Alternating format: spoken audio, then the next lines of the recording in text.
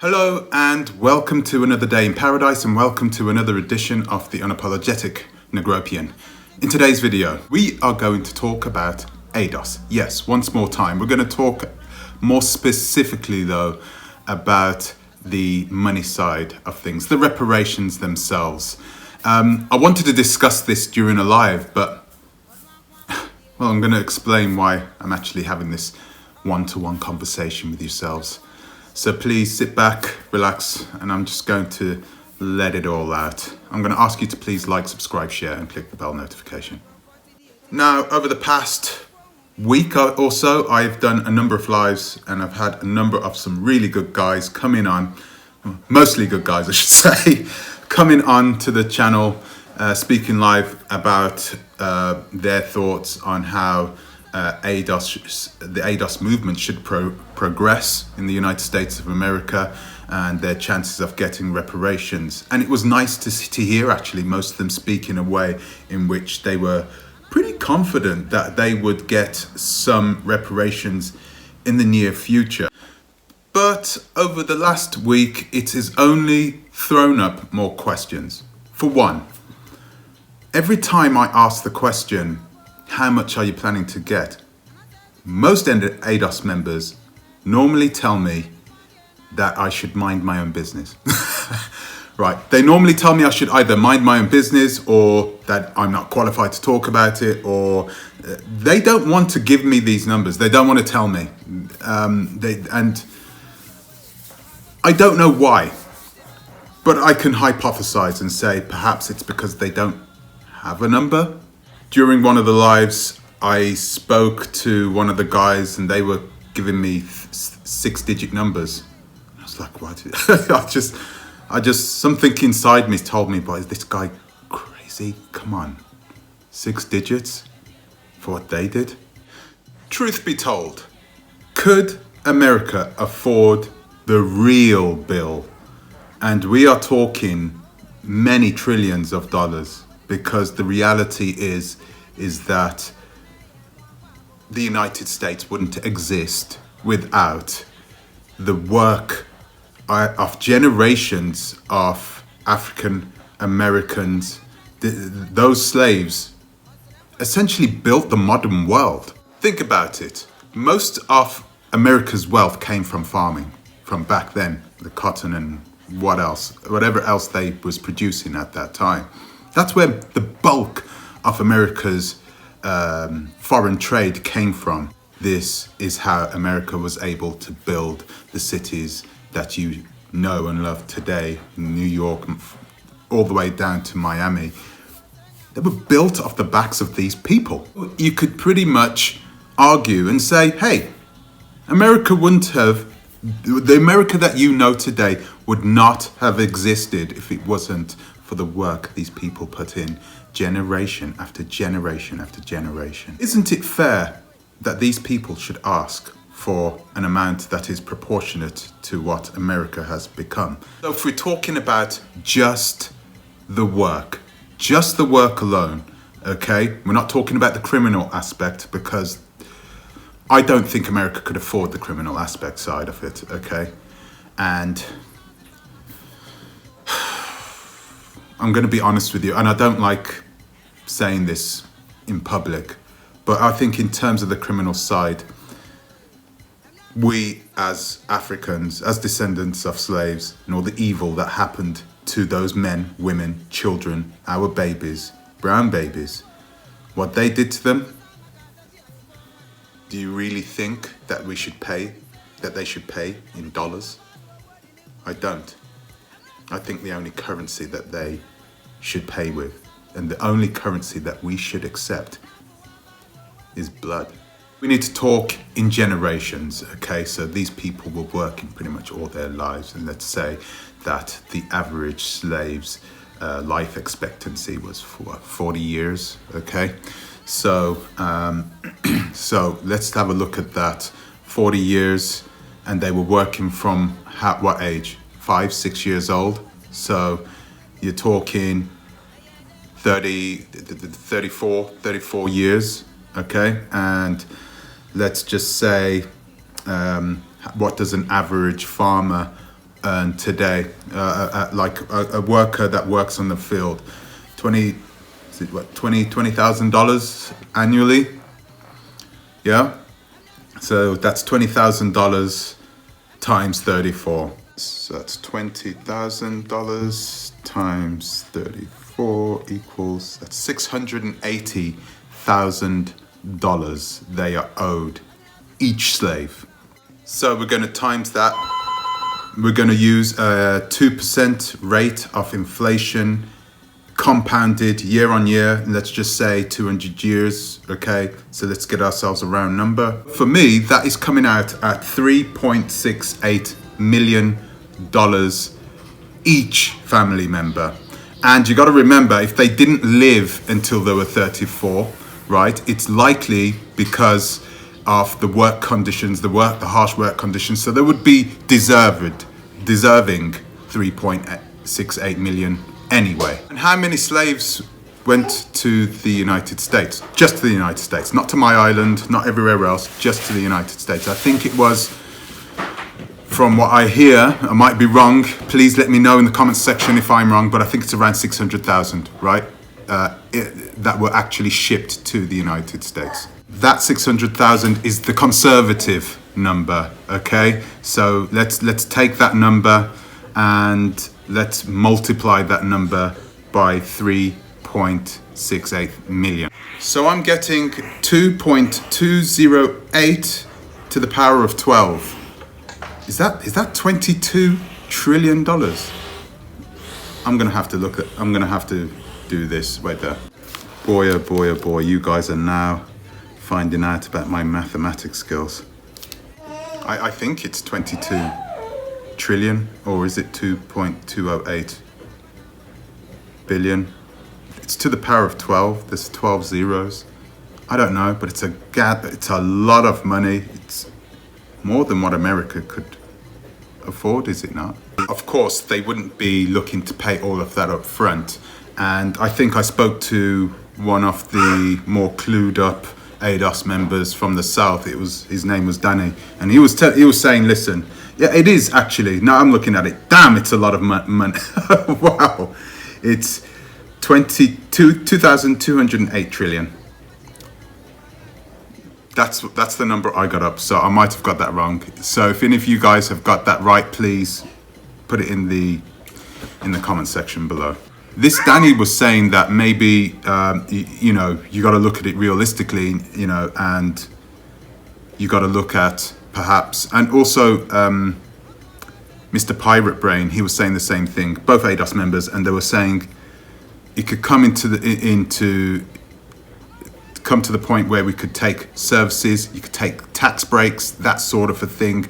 It wouldn't be just a package of money, here you go, bye-bye.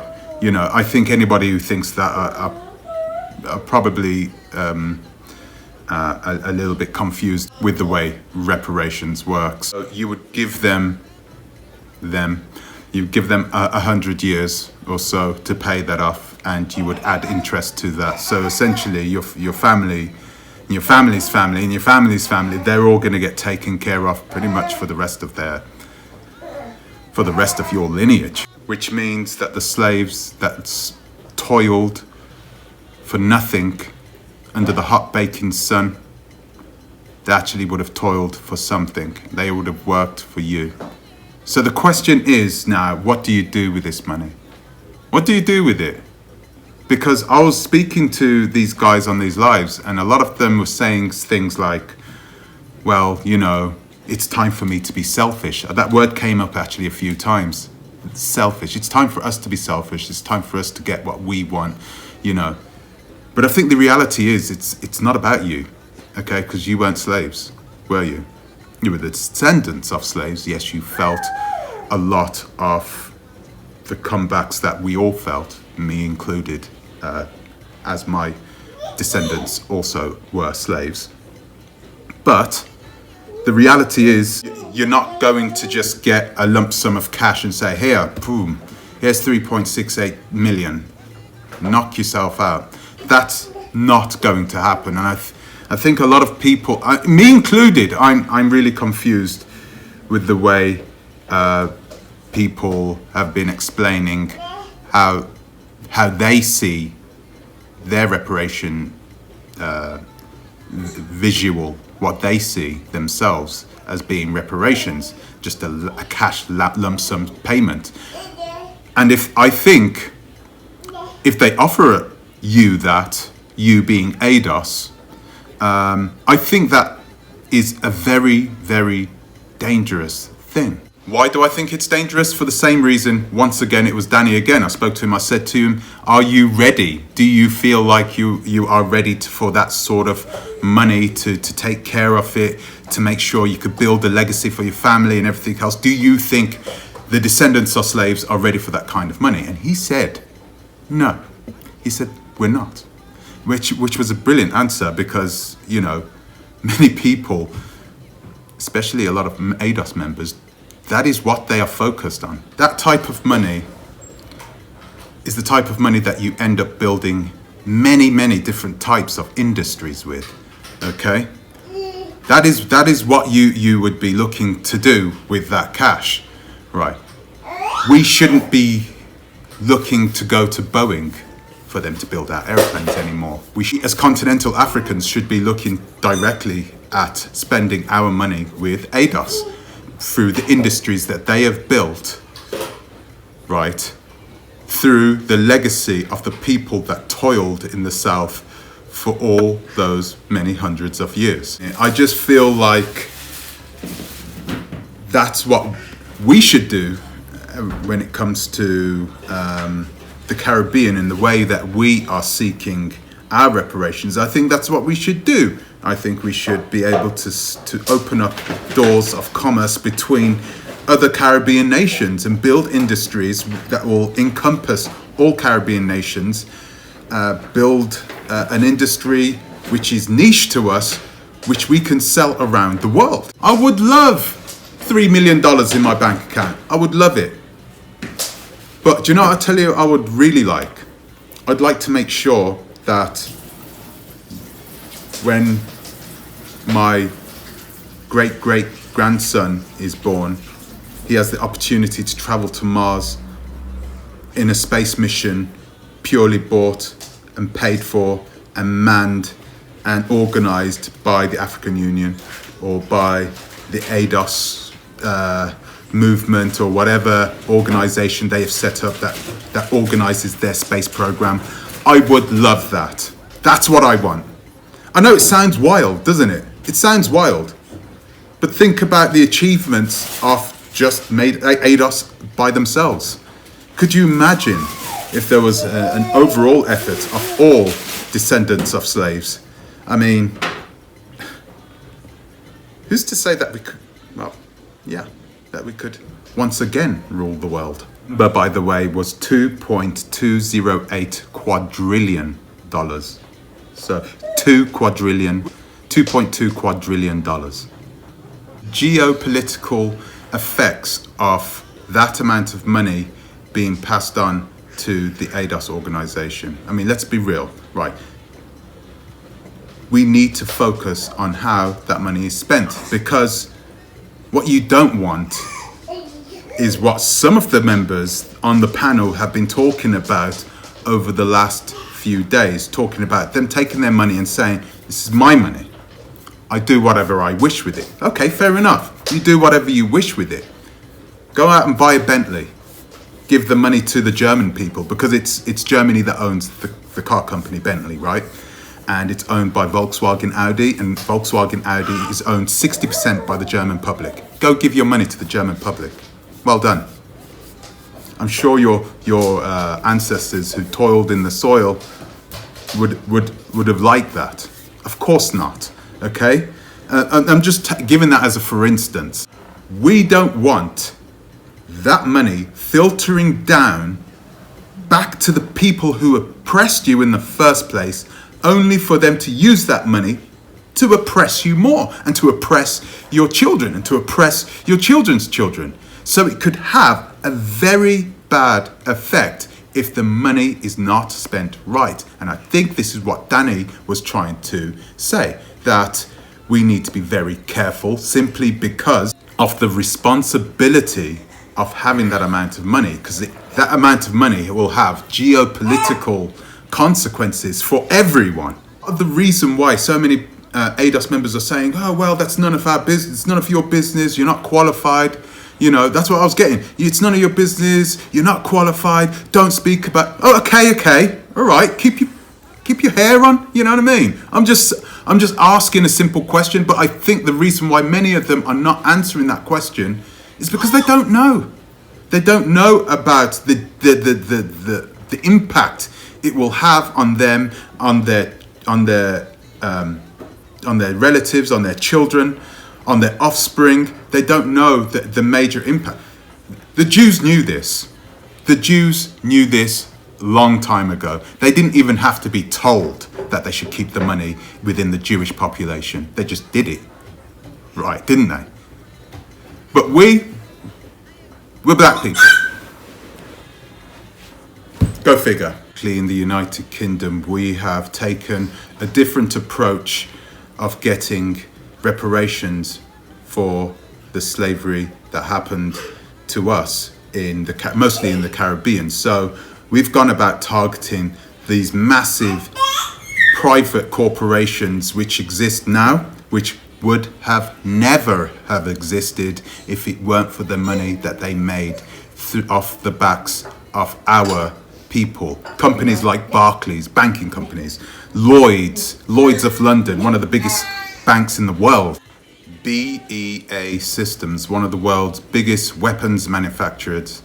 This is the company that built all the slave ships in the first place. Do you think they would have existed now, building trains for people and building airliners like the Airbus A220? They had all these systems that they build now. Do you think they would have existed today if it wasn't for us? So we are going after them, and we probably stand a better chance of getting reparations simply because they don't have a foot to fall on, do they? They made so much money out of the slave trade, and they have the money. They have the amount of money that we need anyway, simply because there isn't a lot of descendants of slaves in the United Kingdom. I think there's some 3 million of us. Numbers, in the UK at least, they all sort of meet up. So we're looking okay.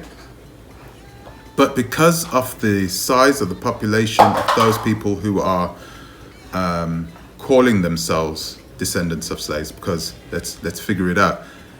A lot of African Americans, because African Americans is an ethnicity, and to be an African American is to be part of an ethnicity. An ethnicity is more to do with the way that you identify yourself, right? It's more to do with the way that you identify yourself. And once again, even when I was talking about that with people, I was getting confused once again. In America, they have this one drop rule. So you have a lot of people who identify as being black, even though their mother is white and their father is half white. That I don't get, but hey. How can ADOS and those other organizations that are seeking reparations from outside the United States of America for slavery, how can they learn from one another? We need to talk. We need to learn. We need to find dialogues in people.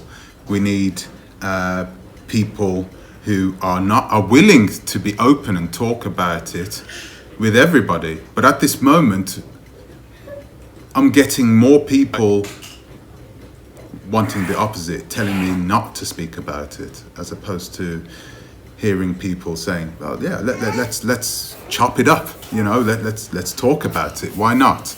I would like to hear more about how you feel about this, okay? Whether you're ADOS or whether you're not, okay? We're on a platform where we all have a right to talk. That's the American way, right? We all have a right to talk. We all have a right to ask these questions. So please leave a comment, and yeah, let's chop it up in the comment section. It would be really nice to have a chat talk with you about that. That's it from me for today. Thank you for listening. Thank you for watching. Thank you for supporting, and I will see you in the next one. Until the next time, think twice, ta-ra a bit.